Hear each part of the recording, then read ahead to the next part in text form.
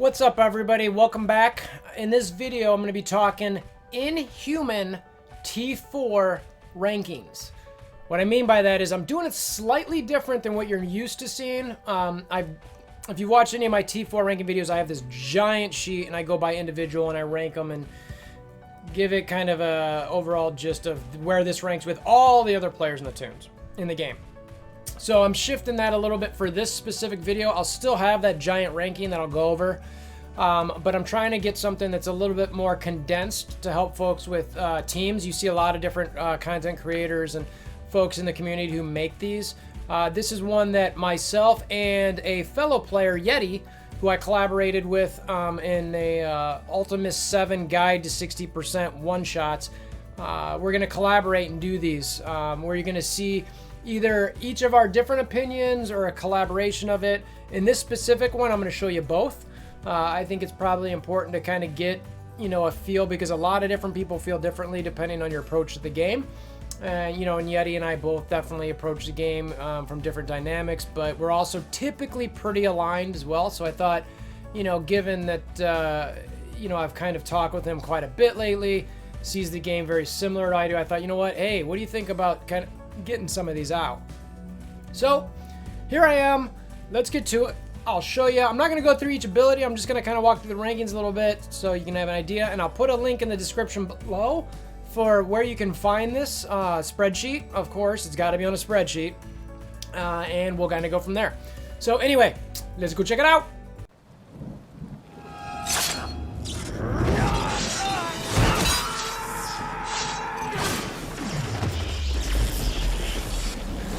Bring me WolverThor! Okay, so first let me explain how this spreadsheet kind of works, okay? So we've got a little color coding, and essentially the way this thing works here is that you can see the general topics, is what we call them. A very bright green, we're calling essential. Really good is kind of a lighter green. Solid, which is, it's pretty good. Or it's solid, because we already have really good. That's kind of a blue. Yellow, and this is where we got a general stoplight mentality with these rankings. Yellow is you got T4s to spare, maybe you're gonna drop it on there. Red is like, you really got nothing else to use these things on. And then we've got a black that's just like, just don't do this. Just don't even waste it. So those are the general classifications. You can see as you kind of look at each column, and here's the WolverThor column, and here's the Yeti column, both for Inhumans. And the way it's set up is you can see the colors, so you can kind of see the groupings. And then over here, we've got a column that's called the T4 priority order. And it's basically the first one you should do, second, third, fourth, in numerical order for that team. Now, for Inhuman specifically, we've got an alternate 1 through 4 because Miss Marvel technically falls into the Inhumans team, group, whatever you want to call it. Now, you'll notice that down here that they're all basically yellow, red, or black, so we didn't think that that was a great use or a great person to put into this team. But anyway, we still wanted to put her on there just so you can understand. So, and I think what you'll find too is that generally speaking, we're gonna have a lot of black bolts on this thing, at the top, and then a couple other ones, and then it kind of drops off pretty hard. Yeti's got a number of different green ones towards the top, more kind of essentials. I didn't have as many essentials. I had just a few essentials, and then a bigger group of really goods, and you can kind of see how they get broken up each. So the first one we both agree, and actually before I get to this, so you'll see the numbers on mine. There's a reason for that. The reason those numbers are there is essentially telling you where that ranks damage-wise and what it hits. So I wanted to make sure that people understood that when they see it. So when I say rank, so you see Black Bolt passive 24/4, and it says prime, and then Black Bolt ultimate 2 all. The damage rank is in the parentheses, and it's like prime means primary target, all means you hit everybody. And there should be an adjacent, and then like for Karnak Special, you see a number, then adjacent. That's telling you that's hitting the adjacent people. The number itself, if you go back to my giant spreadsheet here, all the damage items are ranked off to the side. So I've got an overall damage rank for that specific upgrade. Obviously, when it gets into adjacent and all damage ranks, it's hard to really adjust for how many people you're hitting there. So what I've done is just done a general damage. So you really, those adjacents and those alls, you really want to put those, if it's a 90 damage rank, it really is technically higher than that because you're hitting more people. But again, this is supposed to get you into the realm of thinking, should I do this, should I not? That type of thing. So I'm not going to split hairs over those minor, other adjustments to the ranking if you hit someone next to them.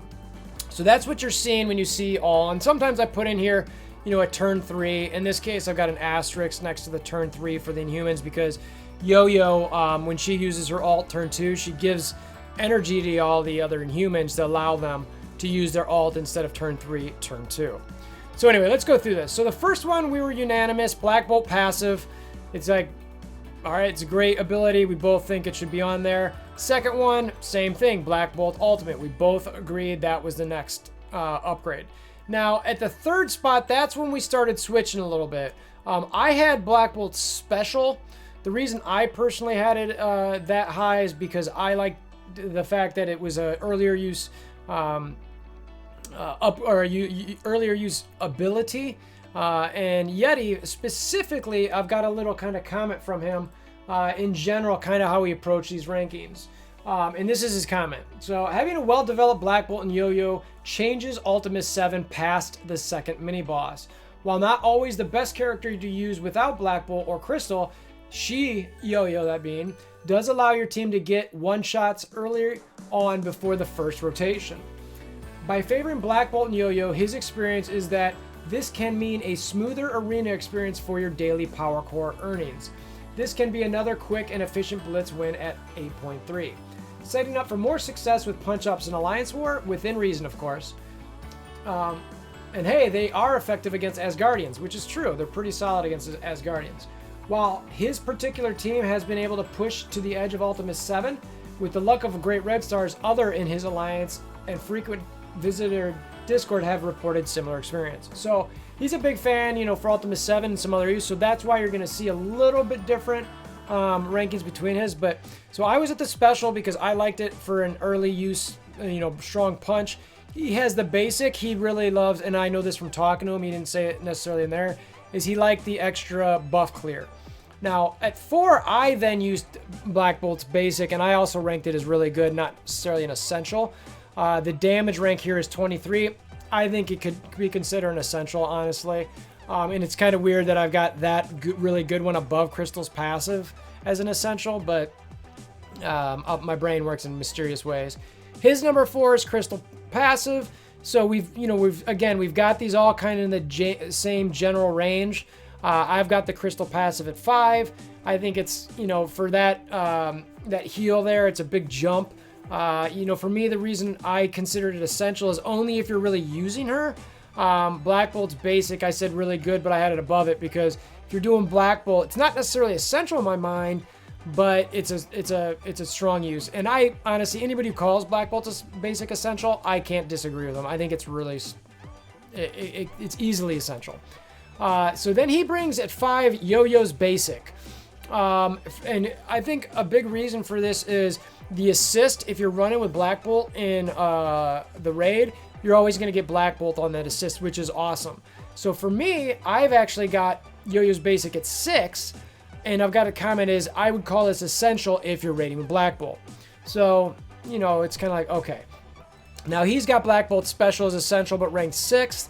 So obviously he's got that rank 3 lower than me. And then we both are on the same page with Karnak's ultimate. He calls it essential. I call it really good. It's damages everybody. It's ranked pretty high on the damage rankings. Similar on the next one, Crystal's alt, high damage all. We both have it as a really good. And then we start splitting up a little bit again, but they're pretty similar where we swapped. I've got Quake's ultimate. He's got Karnak's special. And then in my 10th, I've got the special and he's got the Quake ultimate. But he calls the Quake ultimate solid versus really good. So you can kind of see we're pretty, in the top 10, we've got pretty much the same. We've got a couple shuffled around. So it's, a pretty unanimous, agreed upon top 10. I've got Yo-Yo's ultimate at 11. He's got her passive. We both got the Karnak Basic at 12. And then we've got the Yo-Yo Flop at 13, where I had this one at 11 and he had it, you know, so it's like, again, we're not too far off here. And then from that point on down, I'm not sure I'd recommend doing anything here. I won't go through these in like elaborate detail. They're just, you know, Karnak passive. He's got Crystal Basic. I've got Crystal Basic if he got Karnak passive. So again, just the flip-flop. And then from 16 on, 16 to 18, we've got the exact same, but we're saying really don't use these. We've got Quake's Basic and Passive swap spots, but right next to each other. Miss Marvel's Ultimate, we've got way down. You know, obviously we're not going to rank these higher up unless they were, in my opinion, better, but they're just not. We agree that all of these are kind of in the same order, and none of them are really that good.